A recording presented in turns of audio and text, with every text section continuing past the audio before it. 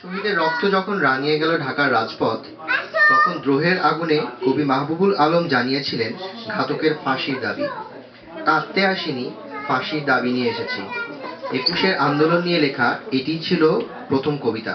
কবিতাটি আবৃত্তি করছেন হাসান আহমেদ কাজু।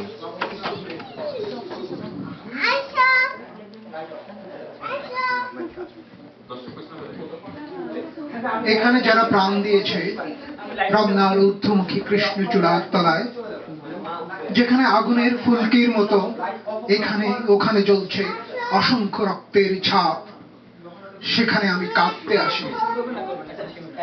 আজ আমি শোকে বিহ্বল নই, আজ আমি ক্রোধে উন্মত্ত নই, আজ আমি প্রতিজ্ঞায় অবিচল।